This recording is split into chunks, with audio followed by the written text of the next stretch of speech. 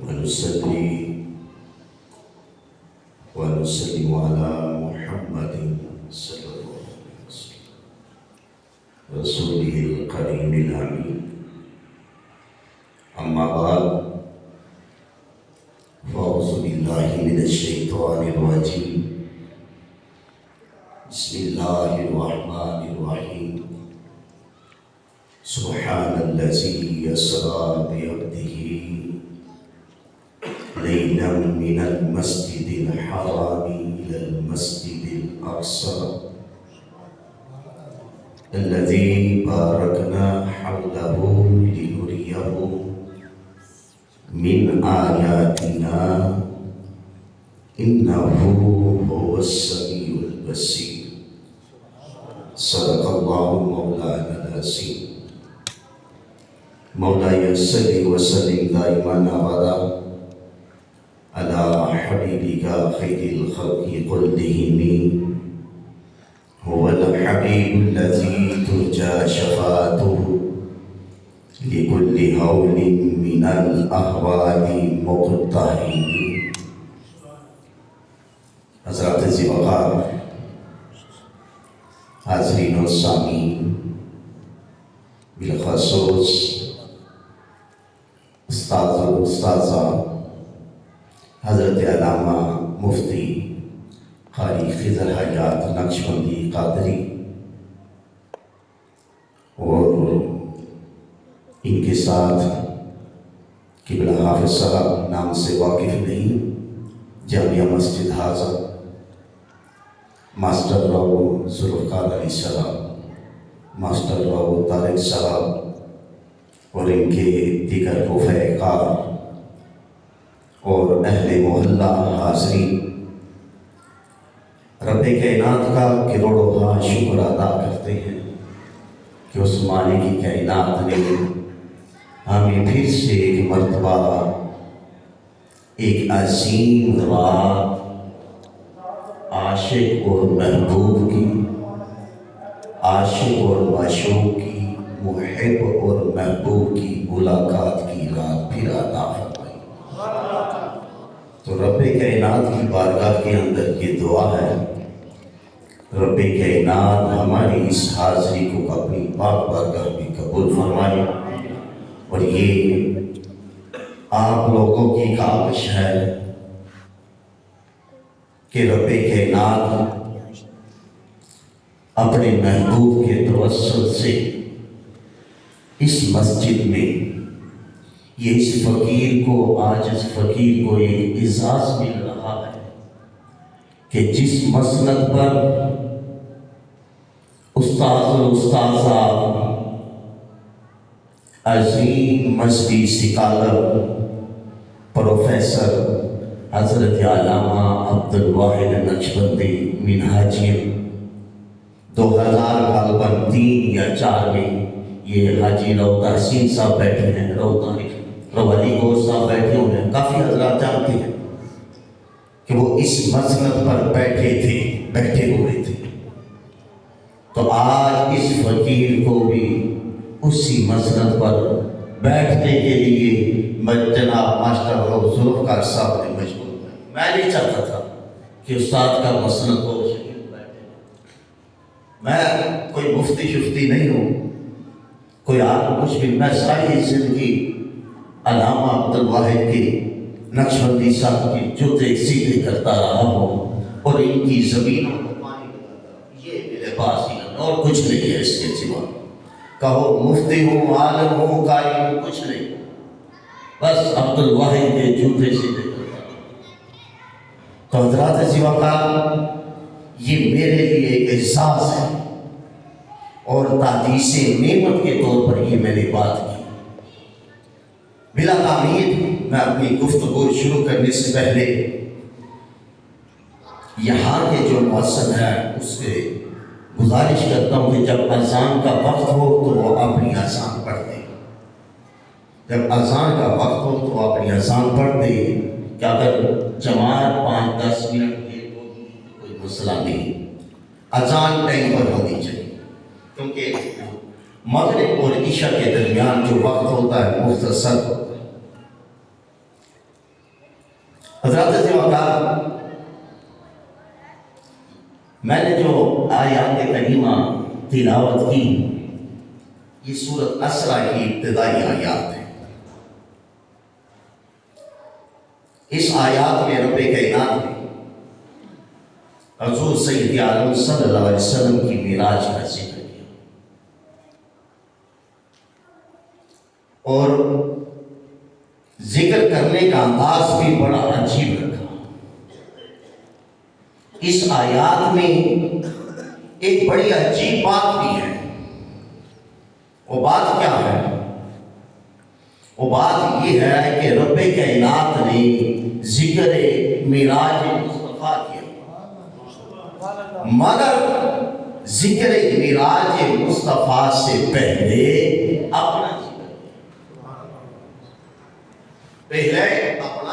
کیا، پھر معراج مصطفیٰ کا ذکر کیا۔ یہ عجیب بات ہے۔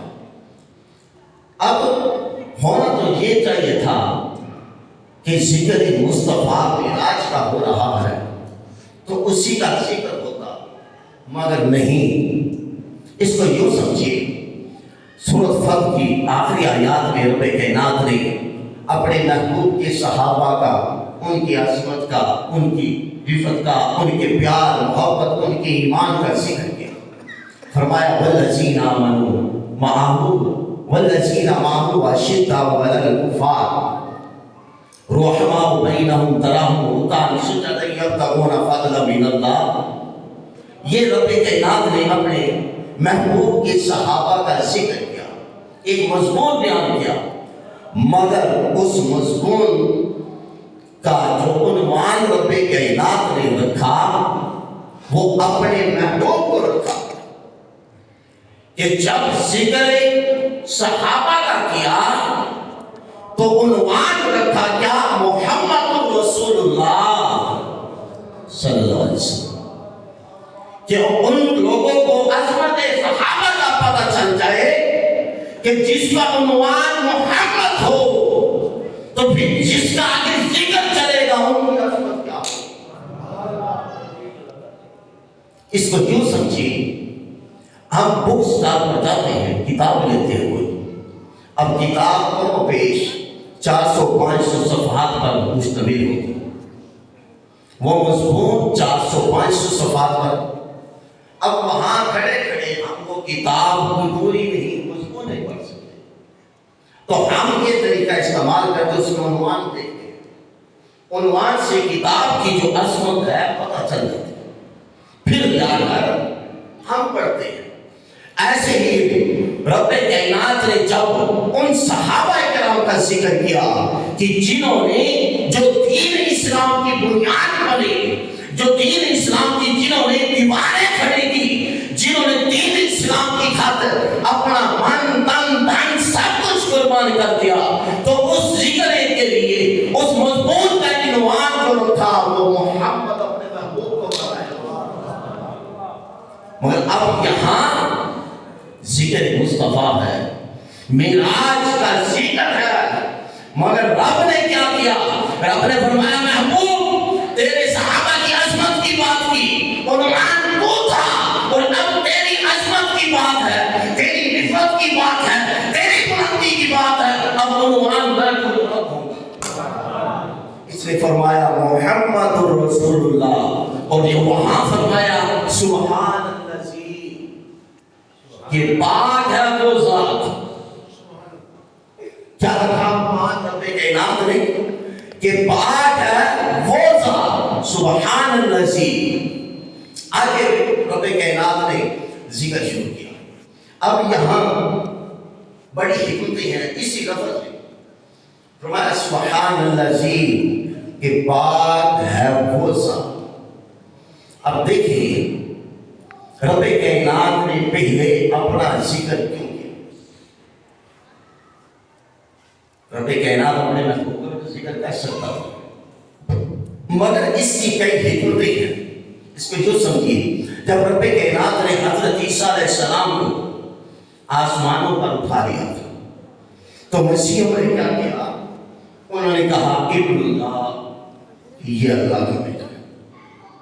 تو رب جانتا تھا، اس وجہ سے اب رب نے خیال کیا کہ میں اپنے محبوب کو پہلے آسمان نہیں، سدرۃ المنتہا نے عرش اعلیٰ مقام وہاں بلا رہا ہوں جہاں کوئی نہیں ہے، تو کہیں لوگ گمراہ نہ ہو جائیں۔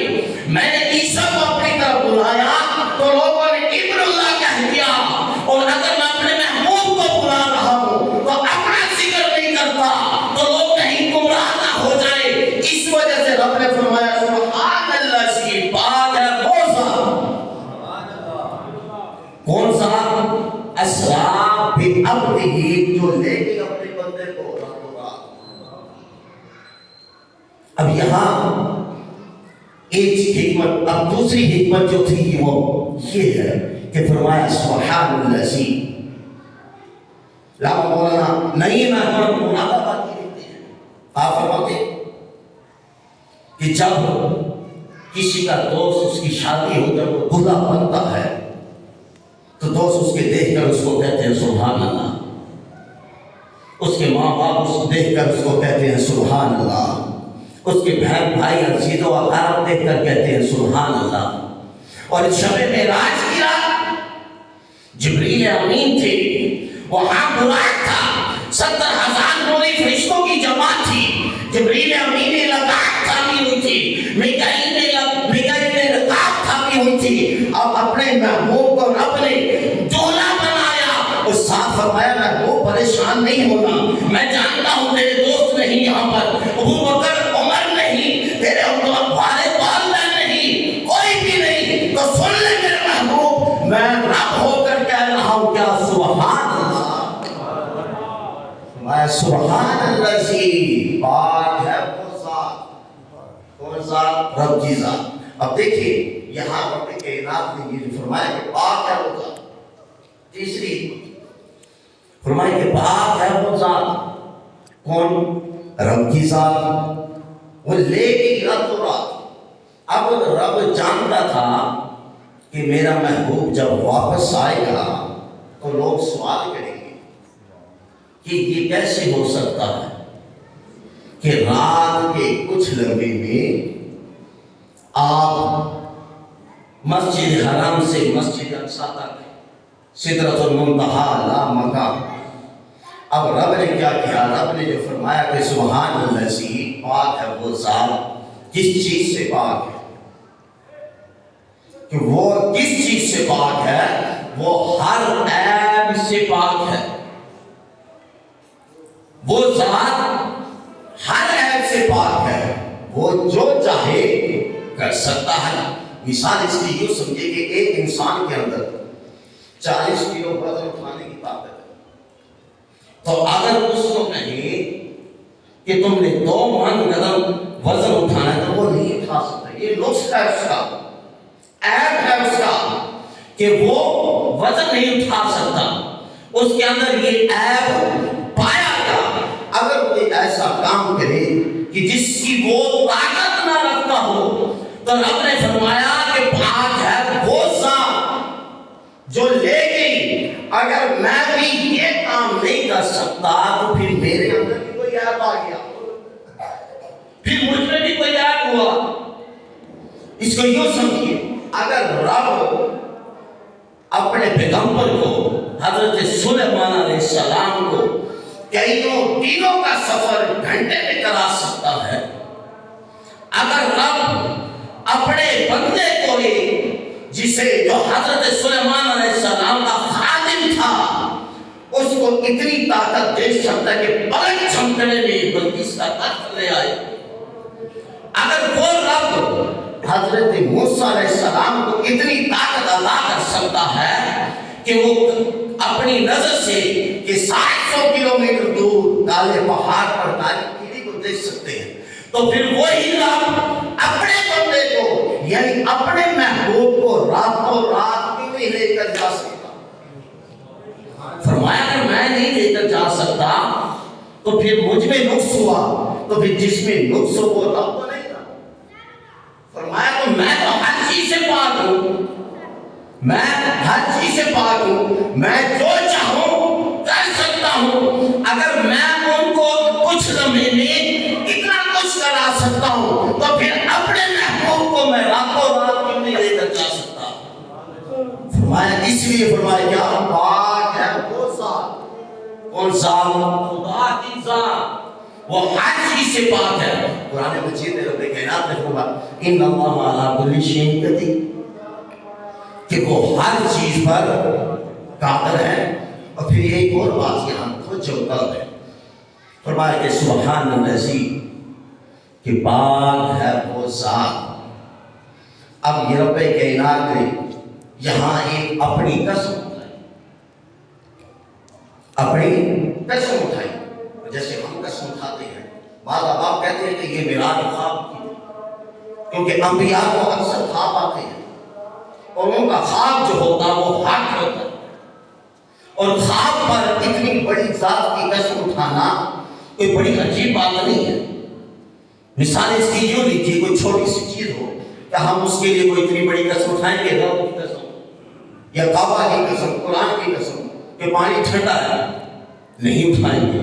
جب بھی بڑی قسم اٹھائیں گے کسی بڑی بات کی خاطر، اس نے فرمایا کہ سبحان الذی، کہ پاک ہے وہ ذات، یعنی قسم ہے اس ذات کی جو ہر چیز سے پاک، وہ ذاتوں کی ذات سب سے اعلیٰ۔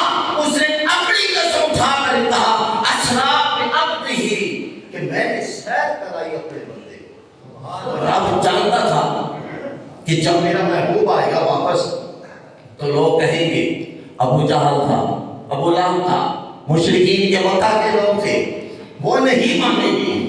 اور چلو نہیں مانتے نہ مانے، میرے محبوب کو نہیں مانتے نہ مانے، کوئی بات نہیں، مجھے تو مانتے، رب کو تو مانتے ہیں، وہ چاہے مشکلانہ طریقے سے صحیح، کافرانہ طریقے سے صحیح، رب کو تو ہر کوئی مانتا ہے۔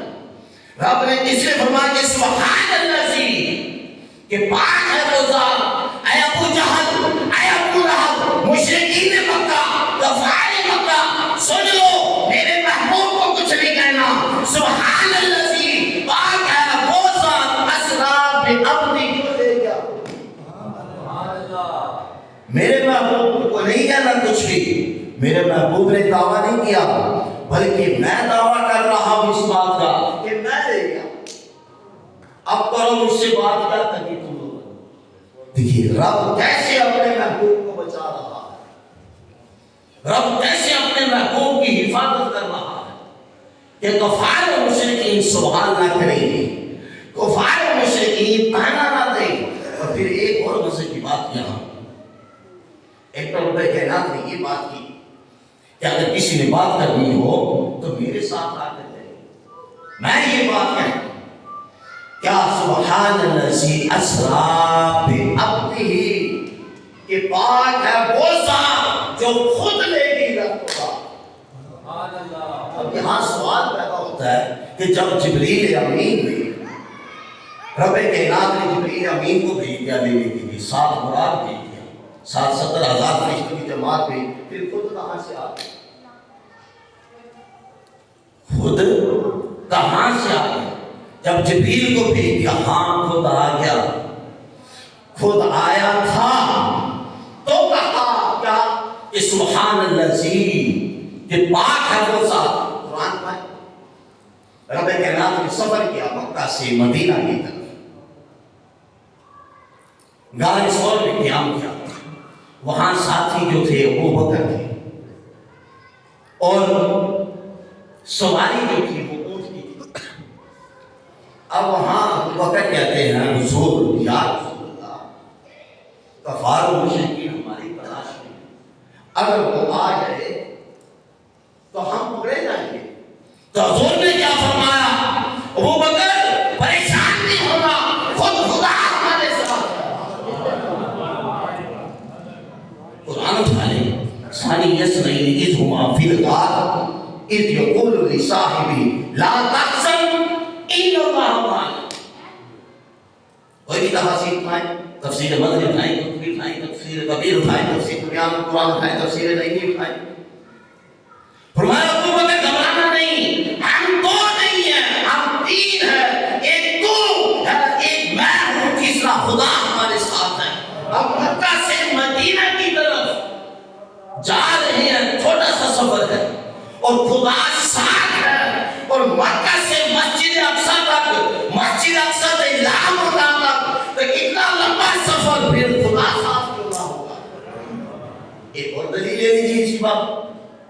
سورۃ قاف کے اندر رب کائنات نے ارشاد فرمایا اے بندے نحن اقرب الیہ من حبل الورید، تو کہتا ہے خدا ساتھ نہیں تھا تو خدا کیا فرما رہا ہے، تیری میں شارک سے بھی زیادہ تیری قریب ہوں۔ اب ہر بندے کے ساتھ رب قریب ہے اس کی شارک سے بھی، تو جس کے لیے کائنات بنائی تھی، جس کے لیے یہ سارا نظام رکھا رب کائنات نے، تو پھر کیا وہ بھولا یہ کیسے ہو سکتا؟ فرمایا سبحان اللہ کہ پاک ہے وہ ذات اسریٰ بعبدہ لیلاً، جس نے سیر کرائی اپنے بندے کو راتوں رات۔ اب یہاں لفظ جو ہے اسریٰ، فرمایا اسریٰ سیر کرائی، کتنی سیر کرائی؟ کوئی حد ہے؟ ہماری حد ہو سکتی ہے، ہماری شادی خانے وال ملتان اگر زیادہ بھی گھومیں، کراچی سے پشاور تک زیادہ بھی کریں، بعد میں ملک چلے جائیں گے، اتنے ملک گھومیں گے، سیر کریں گے، زیادہ کریں مشرق کا مغرب حد ہو جائے۔ اور فرمایا اسریٰ سیر کرائی، کتنی سیر کرائی؟ مولا کوئی حد بتا۔ رب نے فرمایا یہ تو میں جانتا ہوں کہ میں نے اپنے محبوب کو کتنی سیر کرائی، یا پھر میرا محبوب جانتا اس نے کتنی سیر کرائی۔ قرآن کا ہے تیسرے پارے کا اندر پہ کہنا ارشاد فرمایا تلک الرسل فضلنا بعضهم علی بعض منهم من کلم اللہ ورفع بعضهم درجات وآتینا عیسی ابن مریم البشرى وَأَيَّدْنَاهُ بِرُوحِ الْقُدُسِ، کہ ہم نے رسول کے بعد رسولوں کو رسول کے ساتھ بعد رسول بھیجے، پھر کچھ رسول ان میں ایسے ہیں کہ جن کے ساتھ ہم نے کلام کیا، کلام کر کے حد لگا دی، بس اس سے آگے ہو گئی۔ اور کچھ ایسے ہیں کہ جن کو ہم نے، جن کے ساتھ جبریل امین کے ذریعے ہم نے ان کی مدد کی، وہاں کی حد لگا کے بس۔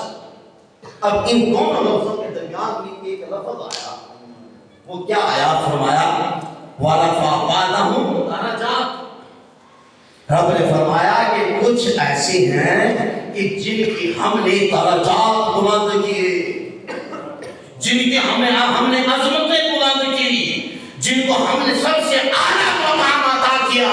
اور تفسیر کے اندر لکھا جاتا ہے وہ کون تھے؟ وہ اگر ذات تھی تو ذات مصطفیٰ، جس کے درجات بلند ہوئے، کتنے بلند ہوئے صرف رب جانتا ہے، کتنے بلند ہوئے، کتنے کیے گئے، جس کے ہوئے وہ جانتا ہے، تیسرا کوئی نہیں جانتا۔ فرمایا وَرَفَعَ بَعْضَهُمْ دَرَجَاتٍ، تو وہاں فرمایا سورۃ اسراء میں کہ اسراء سیر کرائی، کتنی سیر کرائی کوئی نہیں جانتا۔ اگلا جو لفظ رب کائنات نے فرمایا بعبدہ، دیکھیے یہ عاشق اور معشوق کی ملاقات ہے، یہ ایک محب اور محبوب کی ملاقات ہے۔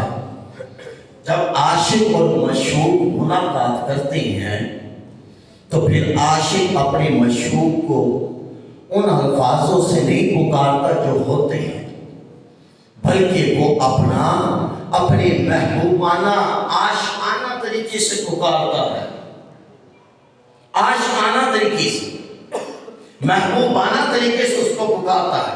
فرمایا بعبدہ، قرآن مجید اٹھائیں کسی جگہ رب کائنات نے اپنے محبوب کو کیا فرمایا؟ یا ایھا النبی، یا ایھا الرسول، یا ایھا المزمل، یا ایھا المدثر والضحیٰ، یاسین، الرحمن، طٰہٰ، کوئی بھی اٹھا لے، سب صفاتی ذکر تھے، صفاتی نام تھے۔ جب سیر کی بات آئی، عاشق اور معشوق جب ملاقات کرنے جاتے تھے، رب کائنات نے سب انداز ختم کر دیے، اپنے عاشق کا نام آپ نے فرمایا بعبدہ،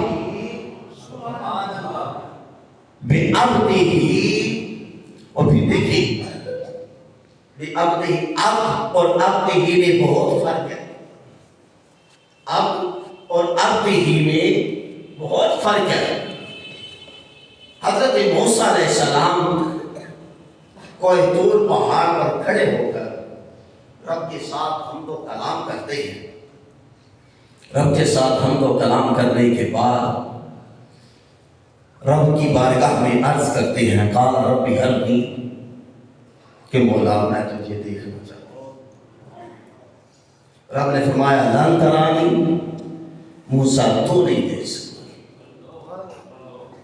اب میں اب اور عبد ہی کا فرق سمجھانا چاہتا ہوں.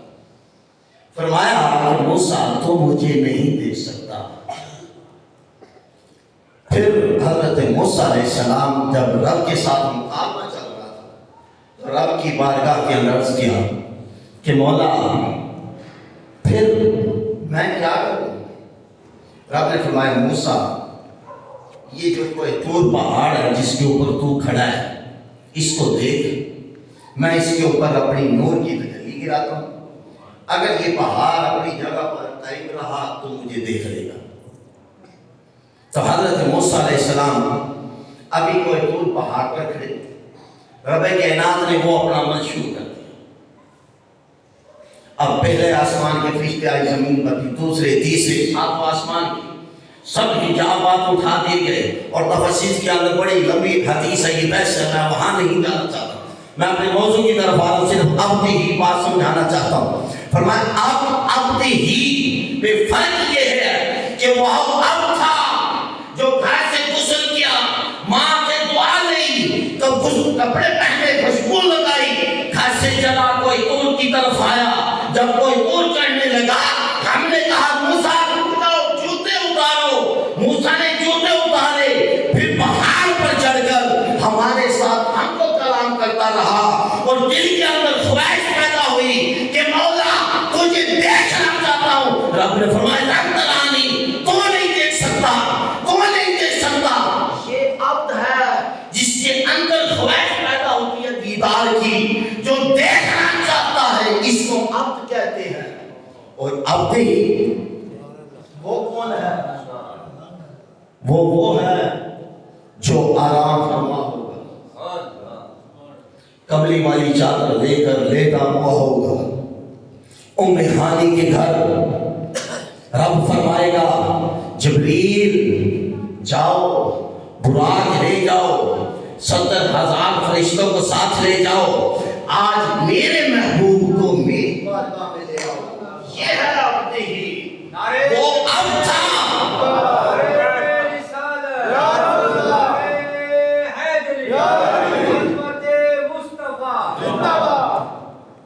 وہ اب تھا کہ جس کے دل کے اندر چاہت ہوئی تھی، منتظر تھا دیکھنے کو، مگر یہ عبد ہی ہے کہ وہ چاہ رہا ہے، وہ بلانا چاہتا ہے اپنی بارگاہ میں. اب وہ منتظر ہے عبد ہی کا. کیا فرمایا؟ سبحان الذی اسریٰ بعبدہ، کہ پاک ہے وہ ذات جو لے گئی اپنے بندے کو. اور دیکھیے یہاں ایک بڑی حکمت ہے کہ لے لانے کے لیے 3 طریقے ہوتے ہیں. کسی کو فون کے ذریعے دعوت دی جاتی ہے، وہ آ جاتا ہے.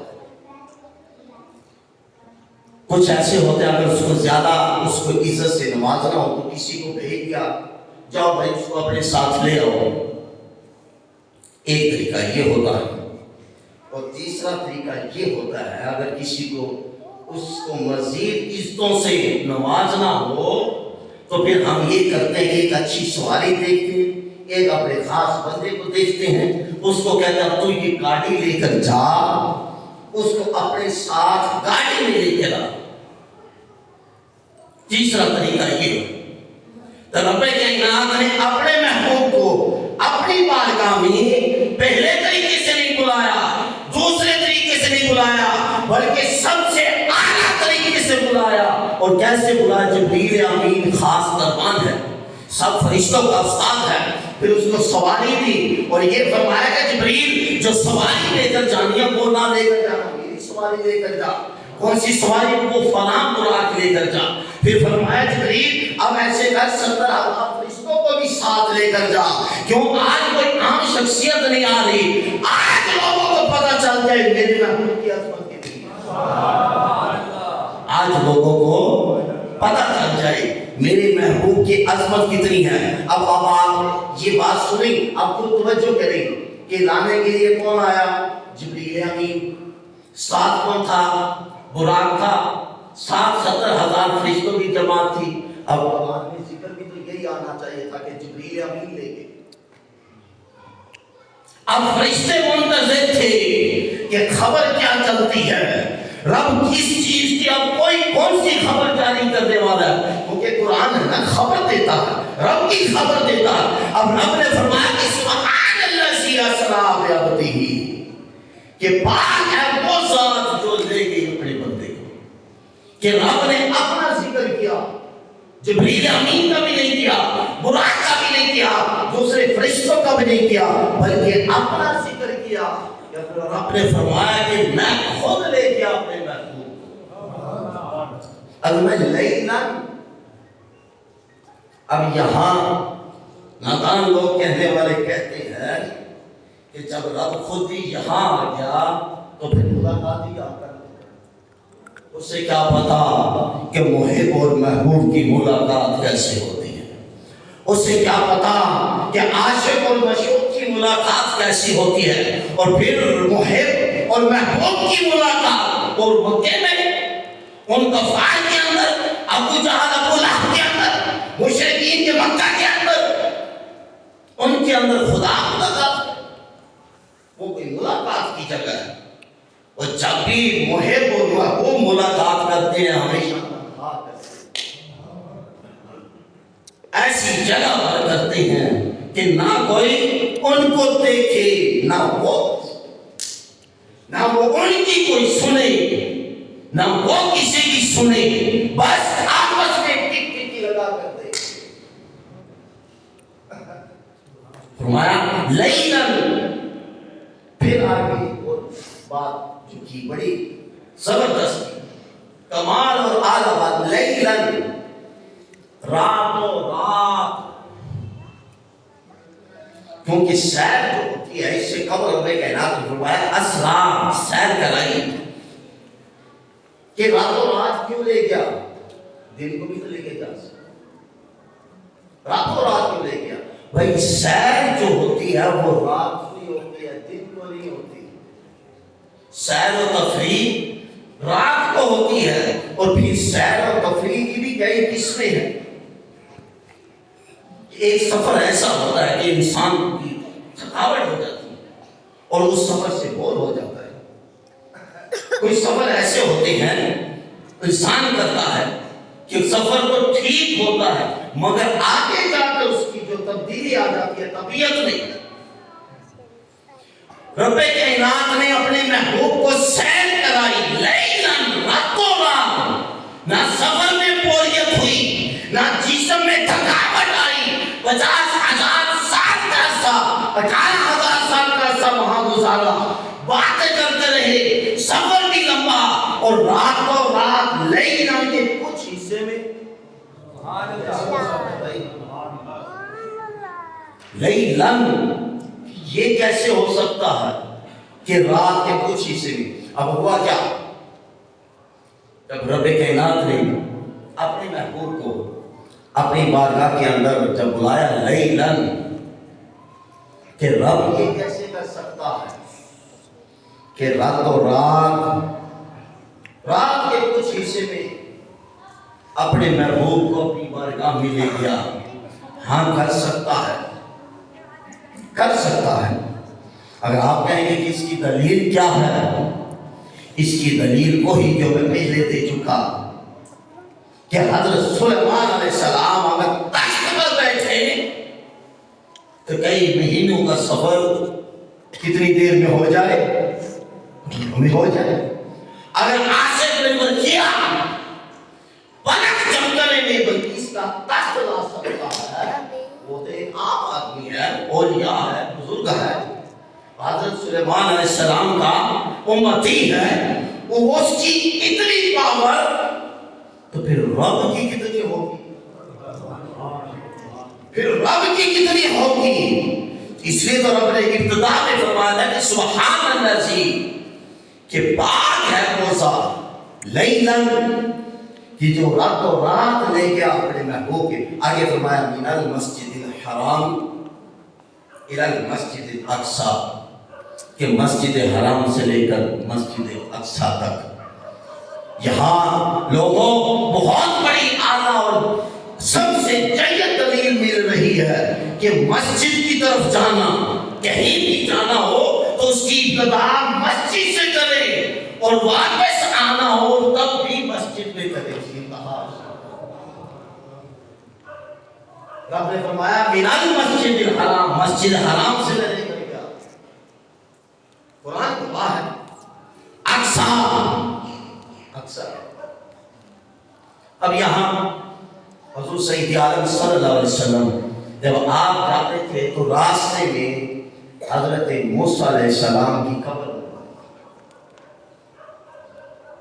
اب وہ قبر تھی تو حضرت موسیٰ علیہ السلام رب کی بارگاہ کے عرض کرتے ہیں کہ مولا کائنات اب دو کرم مجھ پر کر دے، دو، ایک تو یہ کرم کر کہ تیرا محبوب آ رہا ہے، اپنے محبوب،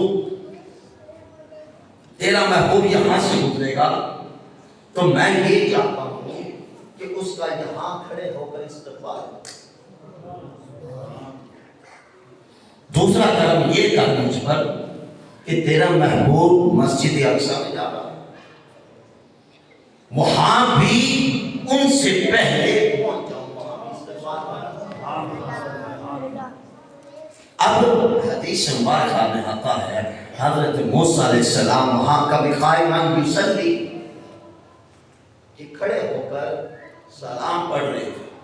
بات نام کو کہتے ہیں کہ صلاۃ کا معنی نماز ہے، صلاۃ کا معنی نماز نہیں، صلاۃ کا معنی سلام بھی ہے، صلاۃ کا معنی سلام بھی ہے اور صلاۃ بھی ہے۔ اور اب دیکھیے یہ منظر سامنے رکھیں کہ حضرت موسیٰ علیہ السلام جانتے ہیں کہ آج رب کی بارگاہ میں رب نے اپنے محبوب کو اپنی بارگاہ میں بلایا، اور رب کا محبوب یہاں سے گزرے گا، یہاں سے براق سے گزرے گا، اور یہ سارے انتظامات ہوں تو خدا جانے اب کیا حضرت موسیٰ علیہ السلام حضور کو دیکھ کر نماز پڑھنے لگ جائیں گے؟ حضرت موسیٰ علیہ السلام حضور کو دیکھ کر کیا نماز پڑھنے لگ جائیں گے؟ ایسا ہرگز نہیں ہوگا۔ حضرت موسیٰ علیہ السلام نے عرض کیا کہ مولا میں تیرے محبوب پر سلام پڑھنا چاہتا ہوں، کھڑے ہو کر تیرے محبوب پر سلام پڑھنا چاہتا ہوں، کھڑے ہو کر۔ اب وہاں تو کھڑے ہو کر سلام پڑھی، پھر مسجد اقصی میں جب حضور پہنچے تو وہاں بھی حضرت موسیٰ علیہ السلام یہ کیسے ہو گیا کہ وہاں بھی تھے، وہاں حضور نے پہنچے، کہ حضور کی شان میں کمی آئی، معاذ ایسا ہرگز نہیں۔ حضور تو خود جا ہی نہیں رہی تھی، حضور تو سوار تھے براق پر، وہ براق کی رفتار پر تھی، اور حضرت موسیٰ علیہ السلام نبی تھے، پیغمبر تھے، وہ براق ایک جانور تھا، اور براق کی رفتار سے تیز رفتار نبی پیغمبر کی ہوتی ہے، اور حضور تو براق پر سوار تھے۔ حضور اپنی طاقت نہیں دکھا رہے، حضور کی طاقت آ گیا ہے، وہ سدرۃ المنتہا سے آ گئی، اس وجہ سے براق سے پہلے پہنچے۔ اور یاد اسی مکالمے کو ہم دیکھیں جو حضرت موسیٰ علیہ السلام کوئی دور پہاڑ پر رب کے ساتھ جب کرتے ہیں تو رب کی بارگاہ میں عرض کرتے کہ مولا میں دیدار کیوں نہیں کر سکتا؟ رب نے فرمایا تو کلیم ہے، تو کلیم ہے، تو عرض کرتے ہیں مولا پھر کلیم ہوں، کیا کوئی ایسا بندہ بھی ہے جو تیرا دیدار کر سکے؟ رب نے فرمایا موسیٰ ہاں ہے۔ عرض کرتے ہیں مولا وہ کون ہے؟ رب نے فرمایا وہ میرا حبیب ہے، میرا حبیب ہے۔ اب حضرت موسیٰ علیہ السلام عرض کرتے مولا حبیب اور کلیم میں فرق کیا؟ حبیب اور کلیم میں فرق کیا؟ اب سنیے فرق کیا؟ رب نے فرمایا موسیٰ کلیم وہ ہے جو غسل کرے، نئے کپڑے پہنے، خوشبو لگائے، اپنی ماں سے دعا لے، کوئی دور پہاڑ پر آئے تو رب اس کو حکم دے کہ موسیٰ جوتے اتار، پھر جوتے اتار کر کوئی دور پہاڑ پر آ کر رب کے ساتھ ہم تو کلام ہو، ہم تو کلام کر رہا ہو، تو دل کے اندر خواہش پیدا ہو کہ مولا میں تجھے دیکھنا چاہتا ہوں، تو رب کی طرف سے جواب آتا ہے لن ترانی موسیٰ تو نہیں دیکھ سکتا، یہ کلیم ہے۔ اور رب نے فرمایا حبیب، حبیب وہ ہے جو ام ہانے کے گھر آرام فرما ہوگا، کملی والی چادر لے کر آرام فرما رہا ہوگا، میں رب ہو کر چاہ رہا ہوگا کہ میرا محبوب میرے پاس آئے، میں جبریل امین کو براق دے کر 70,000 فرشتوں کی جماعت دے کر بھیجوں گا، وہ میرے محبوب کو دولہا بنا کر میری بارگاہ میں لائیں گے۔ فرمایا وہ حبیب ہے اور یہ کلیم ہے۔ سبحان اللہ۔ پھر آگے ٹائم تھوڑا ہے، میں گفتگو کو مکمل سمجھنا چاہتا ہوں۔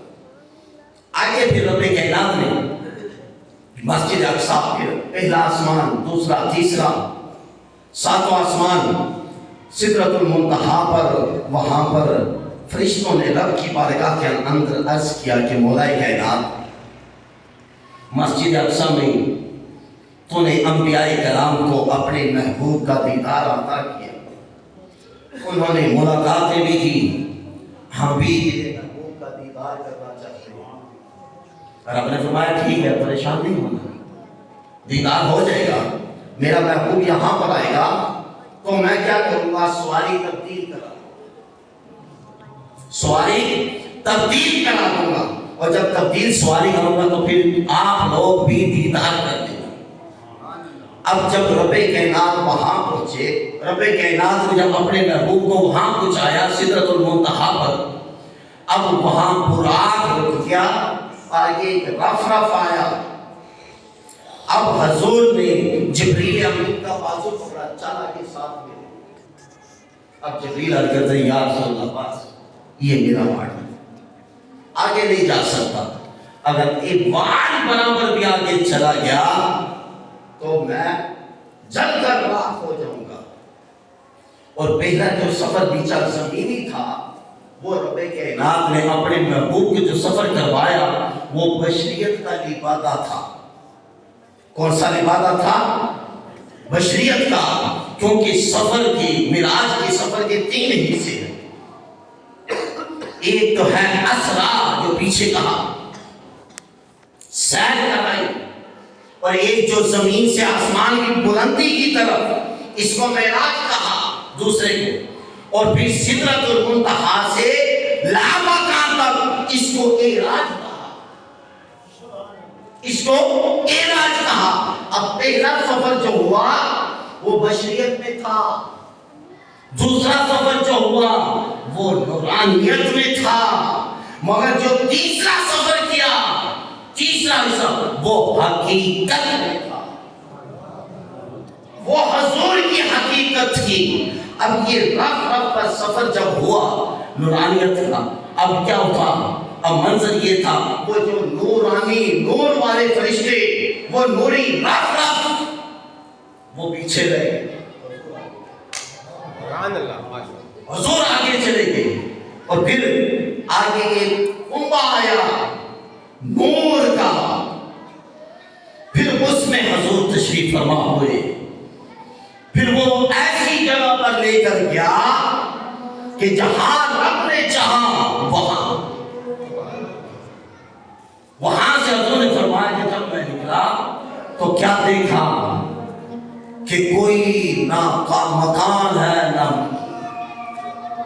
کچھ بھی نہیں، بس میں گھبرایا کہ اتنی دیر میں ایک آواز آئی کف یا محمد صلی اللہ علیہ وسلم انا ربک یصلی، کہ اے محمد ہی وہاں پر رک جاؤ، تو مہمان ہے، میں میزبان، تو مہمان میں میزبان محبوب مکے سے سفر کر کے آیا، اتنا لمبا سفر کر کے آیا، اب تو یہاں رک جا، اِنَّ رَبَّكَ يُصَلِّي، اب رب تیرے قریب آ رہا ہے، اِنَّ رَبَّكَ يُصَلِّي، اب رب تم پر سلام پڑھ رہا ہے۔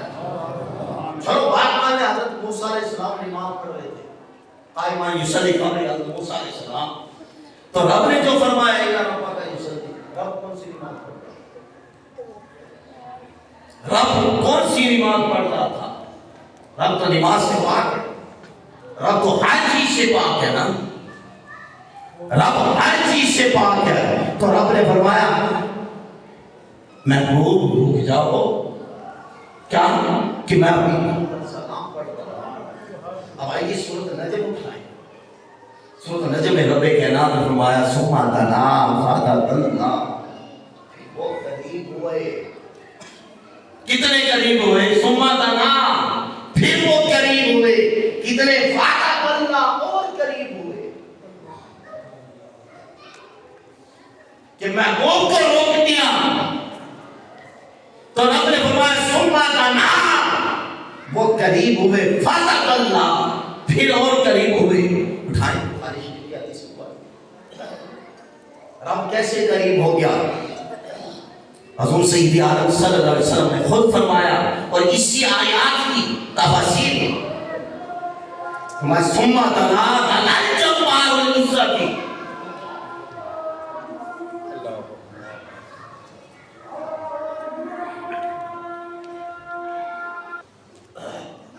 اللهم صل على سيدنا محمد وعلى آل سيدنا ومولانا محمد وبارك وسلم۔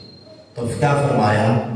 ثم دنا، پھر وہ قریب ہوا، فتدلی، پھر وہ اور قریب ہوا۔ اب یہ کتنے قریب ہوئے کہ مولا تو بھی ہمیں بتا تو صحیح، تاکہ ہمیں یہ بات سمجھ میں آ جائے کہ تو اپنے محبوب کے کتنا قریب ہوا۔ فرمایا فَكَانَ قَابَ قَوْسَيْنِ، کہ دو کمانیں، جیسے دو کمانیں آپس میں ملتی ہیں، میں اتنا قریب ہوا۔ یہ کیفیت جیسے دوست ملتے ہیں نا، بازو ایسے اٹھا دیتے ہیں، تو جب قریب جاتے ہیں فَكَانَ قَابَ قَوْسَيْنِ، فرمایا کہ میں اتنا قریب ہوا، بلکہ آگے فرمایا اَوْ أَدْنَىٰ، اس سے بھی زیادہ قریب ہو گیا، یعنی کہ وہ کمانیں آپس میں ملا دی، فرما دیا کہ ہم اتنے سے بھی زیادہ قریب ہو گئے، اَوْ أَدْنَىٰ۔ تو آگے آخر میں کیا فرمایا رب کائنات نے کہ اِنَّهُ هُوَ السَّمِيعُ الْبَصِيرُ۔ بعض بابوں نے تیموی اس کا معنی رب کی طرف کیا، اور حقیقت کیا ہے؟ سمیع بھی حضور تھے، کیونکہ شب معراج رب کی بارگاہ میں جب بیٹھے ہوئے تھے، ملاقات کر رہے تھے، عاشق اور مشوق دونوں، محب اور محبوب کی ملاقات تھی۔ اِنَّهُ هُوَ السَّمِيعُ، کہ وہ سن رہے تھے رب کا باتیں، بصیر، وہ رب کو دیکھ رہے تھے، وہ رب کے ساتھ ہم کو کلام کر رہے تھے، تو وہ رب کو دیکھ رہے تھے۔ فرماتی یہ ہو کی ضمیر جو ہے یہ اسی ہو کی طرف جا رہی ہے، اب بھی ہی کی طرف، اسی ہی کی طرف یہ ضمیر لوٹ رہی ہے۔ فرمایا کہ اِنَّهُ هُوَ السَّمِيعُ الْبَصِيرُ سے مراد بھی ذات مصطفیٰ ہے، کیونکہ محبوب وہاں گئے تھے، اور دیکھیں محبوب کے صفاتی نام بہت سارے، مگر یہ عبدی سمیع بصیر، یہ رب اپنے محبوب کو پیار سے، یہ رب اپنے محبوب کو محبانہ محبانہ انداز کے ساتھ بلا رہا ہے۔ دیکھیں کتنا پیارا مضمون رب کائنات ہے۔ اگر ہم اس کے ایک ایک حرف اٹھائیں تو وہاں بہت سارے رات پوشیدہ ہیں۔ یہ تو مختصر انداز کے ساتھ میں نے ٹائم کو مختصر سمجھتے ہوئے یہ آپ احباب کے سامنے اتنی گفتگو کی کہ اگر ایک ایک حرف اٹھائیں وہاں بہت سارے رات پوشیدہ ہیں، مگر ایسے راز ہیں کہ ہر راز پر سوال اٹھتا ہے، آپ نے کس بھی سوال کا جواب دیں، پوچھو عاشقوں سے پوچھو محبوبوں سے کہ محبوبوں کی بات کیا ہوتی ہے. بس آخری بات کر کے گفتگو میں اپنی کرتا ہوں کہ جب حضور سید عالم صلی اللہ علیہ وسلم آپ واپس جب تشریف لائے تو ہوا کیا؟ سب سے پہلے خبر آپ نے حضرت ام ہانی کو دی کہ میں راتوں رات مسجد حرام سے مسجد اقصی گیا، پھر رب کی بارگاہ میں رب کا دیدار کر کے آئے. حضرت ام ہانی نے منع کر دیا کہ آپ یہ کفار مشرکین کو نہ کریں، نہیں تو وہ پھر مذاق کریں. اب تاجدار کائنات صلی اللہ علیہ وسلم نے آپ نے صبح کعبہ میں کھڑے ہو کر گرج کر کہا کہ میں راتوں رات مسجد حرام. جب لوگوں نے سنا ہنسنے لگے، باتیں بنانے لگے. اور مسجد اقصی کا سفر کتنا تھا؟ اگر پیدل سفر کرتے تو 2 ماہ لگتے تھے. پیدل سفر کرتے تو 2 ماہ لگتے، اگر اونٹ یا گھڑ کر کرتے تو 1 ماہ یا 1.5 ماہ لگتے، کیونکہ وہ تجارتی علاقہ تھا. جب وہ شام یمن کی طرف جاتے تو وہاں سے ہو کر جاتے. تو عرب کی یہ مکہ کے لوگ سزا تھے، تجارت کرتے تھے. تو انہوں نے مسجد اقصی کو دیکھا تھا. تو حضور ظاہری زندگی میں کبھی نہیں گئے تھے مسجد اقصی میں. اب وہ ہنسنے لگے. ان کے ہاتھوں میں ایک بات آ گئی. پہلے تو معاذ اللہ حضور کو دیوانہ مجنون کہتے جو تھے، اب اور کہنے لگے یار کوئی بات کرو کرنے والی، یہ تم کیا ہے کہ راتوں رات مسجد حرام سے مسجد اقصی چلا گیا. بڑے بڑے تاجر بھی وہاں موجود تھے، اور بال کے شام اور یمن کے تاجر بھی وہاں موجود تھے. وہ بھی دیکھ کر ہنسنے لگے کہ کیسا شخص ہے، ہم سفر کر کے آئے 1 ماہ میں یہاں پہنچے، تو پھر اس نے کیا کہا راتوں رات دیکھ کر میں واپس آ گیا، یہ کیسے ہو سکتا ہے؟ ابھی یہی منظر چل رہا تھا تو کیا ہوا؟ کچھ لوگ دوڑے دوڑے ابو بکر کے پاس گئے. ابو بکر کے پاس گئے، جا کر کہتے ہیں کہ کوئی کہہ رہا کہ میں راتوں رات مسجد حرام سے مسجد اقصی گیا، کیا تم مان جاؤ گے؟ ابو بکر کہتے ہیں نہیں. فرمایا کہ وہ جس کا تم کلمہ پڑھتے ہو وہ کیوں کہہ رہا ہے؟ فرمایا وہ کہہ رہے ہیں ہاں مانتا ہوں، یہ تو بڑی چھوٹی بات ہے. ابو بکر کہتے ہیں یہ تو بڑی چھوٹی سی بات ہے. اگر وہ کہے کہ خود رب میرے پاس آئے گا مجھے نہیں ماننے کو تیار. اس وقت آیات آئی والذی جاء بالصدق وصدق به، وہ ذات جو حق لے کر آئی بالصدق وصدق به، جس نے اس کی تصدیق کی. وہ تصدیق کرنے والی کون سی ذات تھی؟ حضرت سیدنا ابو بکر صدیق.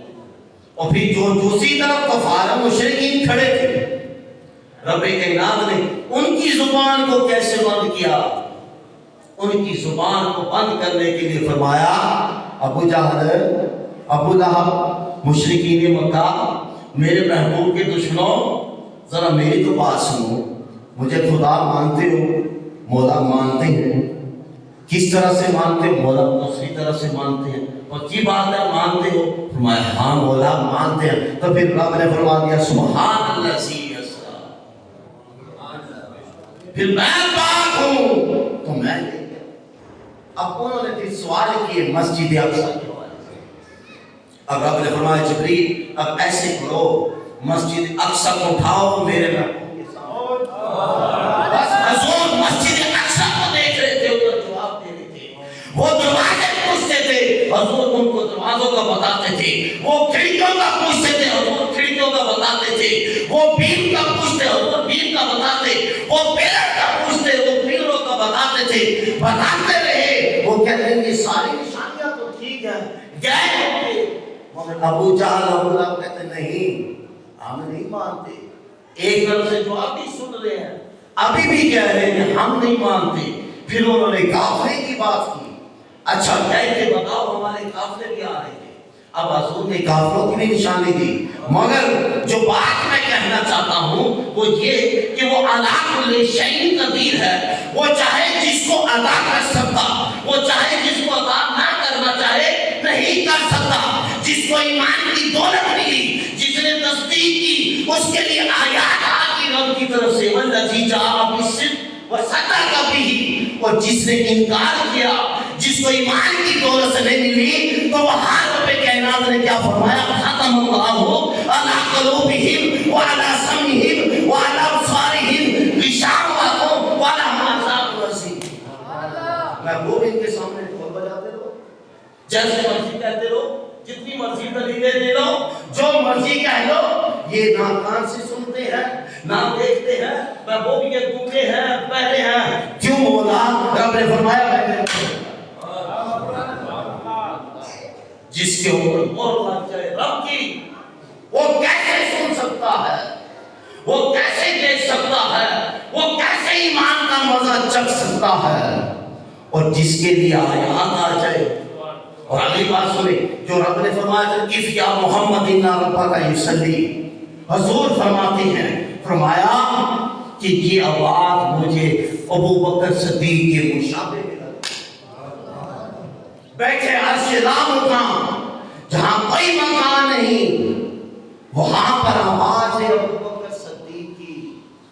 اور پھر آخری بات، حضور صلی اللہ علیہ وسلم جہنم کا نظارہ کرایا۔ جنت کو تو ہم سنتے ہی رہتے ہیں، علماء ماشاءاللہ بیان کرتے ہیں، جہنم کا نظارہ کرایا۔ اب جہنم کے اندر کیا دیکھا حضور صلی اللہ علیہ وسلم؟ آپ نے دیکھا کچھ لوگ، ایک ہانڈی ہے، اچھی ہانڈی ہے، خوبصورت بنی ہوئی ہے، اس کو چھوڑ کر دوسری بدبودار والی ہوتی وہ کھا رہے، بدبودار ہانڈی کو۔ حضور نے فرمایا جبریل یہ کون لوگ ہیں؟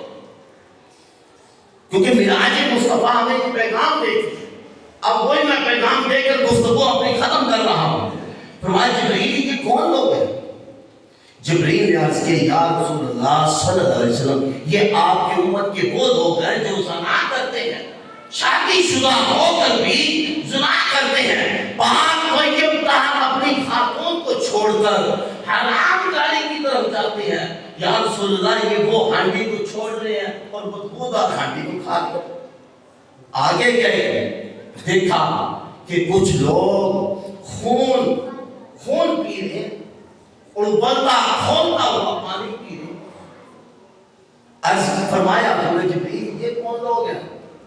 جبریل عرض کرتے ہیں یا رسول اللہ یہ آپ کی امت کے وہ لوگ ہیں جو سود کھاتے تھے، جو سود لیتے تھے، جو سود مانگتے تھے، لوگوں کا خون نکال کر وہ پیتے تھے، اور اب یہاں بھی خون اور پی رہے۔ آگے جا کر دیکھا کہ کچھ لوگوں کے سروں پر ایک بھاری سی پتھر مارتے تھے، پتھر وہ قیمہ آٹے سے بھی زیادہ باریک ہو جاتا تھا، پھر وہ صحیح سلامت ہوتا، پھر پتھر مارا جاتا۔ تو حضور نے فرمایا جبریل یہ کون لوگ ہیں؟ حضور نے جبریل عرض کرتے ہیں یا رسول اللہ یہ آپ کی امت کے وہ لوگ ہیں جو نماز میں کوتاہی کرتے تھے۔ پھر آگے جا کر دیکھا اور کچھ لوگوں کی زبان کینچیوں کے ساتھ کاٹی جا رہی ہے جہنم میں، کچھ لوگوں کی زبان کینچیوں کے ساتھ کاٹی جا رہی ہے۔ حضور نے فرمایا جبریل وہاں سے یہ کون ہے؟ عرض کیا یا رسول اللہ صلی اللہ علیہ وسلم یہ آپ کی امت کے علماء ہیں، علماء جنہوں نے اسٹیجوں اور ممبروں پر بیٹھ کر کبھی حق کی بات نہیں، جنہوں نے اسٹیج اور ممبروں پر بیٹھ کر ہمیشہ اپنی پیٹ پر نظر رکھی، اپنا پیٹ پالا، حق کی بات نہیں کی۔ یہ وہ لوگ ہیں، وہ آپ کی امت کے علماء ہیں یا رسول اللہ یہ وہ لوگ ہیں۔ اور پھر آگے گئے اور کیا دیکھا کہ کچھ خاتونوں کو الٹا لٹکا رکھا ہے۔ عرض فرمایا جبریل یہ کون سی خاتون ہے؟ تو جبریل عرض کرتے ہیں یا رسول اللہ یہ وہ خاتون ہیں جو بازاروں میں چلتی تھی مگر سر پر دوپٹہ نہیں چھپا تھا،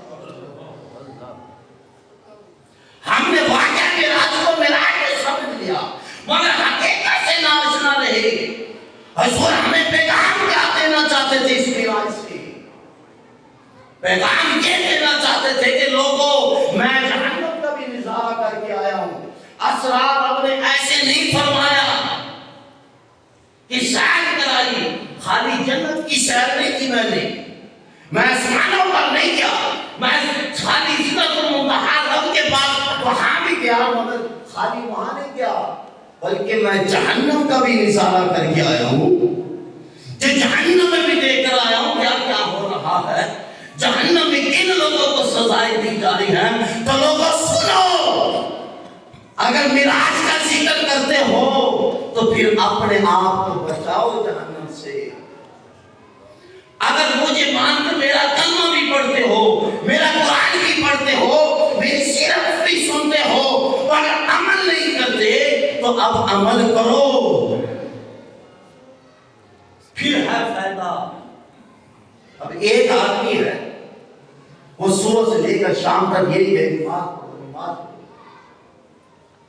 مگر کوئی بھی یہ نہیں کہے گا ٹھیک ہے میں نہیں پڑھتا، وہ یہی کہے گا ٹھیک ہے پڑھوں گا.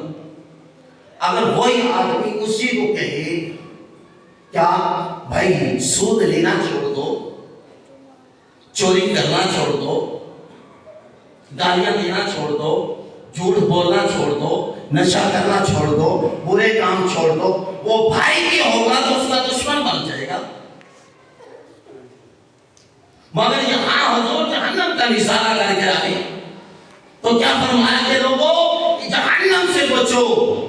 اگر جہنم سے بچنا ہے، جنت کی باتیں سنتے ہو، سب ذکر سنتے ہو، تو پھر کیا کرنا ہوگا؟ سود لینا بند کر دو، گالیاں دینا بند کر دو، نماز کی طرف پلٹ آؤ، زناکاری بدکاری کرنا بند کر دو، گھر بات کہنا بند کر دو، ہمیشہ حق بات پر ڈٹ جاؤ چاہے چلی جاؤ. یہ معراج پیغام دے رہی ہے کہ پلٹ آئیں ہم اپنی ان زندگیوں کی طرف جو رب نے اپنے محبوب کو شب اسرا لامقام بیٹھ کر جو باتیں کی تھی وہ باتیں مل جائیں. 50 تو ہم نمازیں سن لیتے ہیں کہ رب کائنات نے 50 نمازیں ادا کی، اب ہم 5 پڑھتے ہیں تو 50 کا ثواب ملتا. مگر یہ نہیں سنا کہ رب نے اپنے محبوب کو جہنم کا بھی نظارہ کرایا کہ جہنم میں کیا کچھ تھا. یہ خالی نمازیں نہیں ہیں، اور بھی بہت کچھ ایسا ہے. یہ نمازوں میں بخشش نہیں کرانی، کوئی بھائی بھائی کا حق کھا رہا ہے وہ کہاں جائے گا؟ پڑوسی کو سکون نہیں ہے، بہن کا کوئی حق کھا رہا ہے تو یہ کہاں سے کہاں جائے گا؟ کوئی باپ ماں باپ کے ساتھ برائی کر رہا تو یہ کہاں جائے گا؟ ادھر سے نمازیں پڑھ رہا ہوں، ادھر سے یہ کر رہا ہوں، پھر کہے کہ ہم حاجی ہم جنتی. تو کیسے جنتی ہوئے؟ معراج یہ پیغام تو نہیں دیتی، حضور نے یہ پیغام تو نہیں دیا، بلکہ پیغام دیا ہے تو یہ دیا کہ تمام صحابہ کرام حضرت عائشہ صدیقہ رضی اللہ تعالی عنہا کے پاس جا کر عرض کرتے کہ اے امی جان ہمیں بتائیں کہ حضور کا اخلاق کیسا تھا.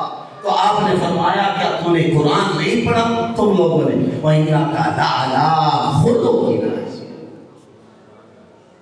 ہماری بھائی کے ساتھ بنتی نہیں تو ہم نماز نہیں، ہمارا کسی کے ساتھ اخلاق اچھا نہیں تو ہم یہاں سجدے میں پڑے.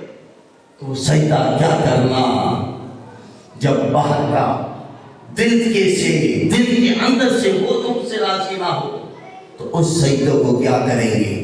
بس آخر میں یہی بات کہتا ہوں کہ آپس میں سب رنجیں ختم کر دیں، آپس میں جو نفرتیں ہیں ختم کر دیں، ایک امن پیار محبت کا پیغام لیں، آپس میں مل کر رہیں. یہ پیار محبت امن ایسی چیز ہے جو انسان کو زمین سے اٹھا کر آسمان تک لے جاتی ہے. یہ پیار محبت ایسی چیز ہے جو بڑے بڑے پتھروں کو بھی پنگھال دیتی ہے. ایک بار اس سے پیار میں کہے تو صحیح بھائی مجھے معاف کر دے، تو بھائی معاف کرنے کو تیار ہو جائے گا. تو یہ نفرتوں کو ختم کر رہی ہے، یہ پیار کو لے کر آئیں گے. اسی پیار کو لے کر آئیں جو آج سے 1400 سال پہلے صحابہ کرام نے تھا۔ تو بس آئے تھے ہم یہاں یہ صدا کر چلے، آئے تھے ہم یہاں یہ صدا کر چلے، تم لوگ رہو ہمیشہ سلامت، ہم یہ دعا کر چلے۔ وما علینا الا البلاغ المبین۔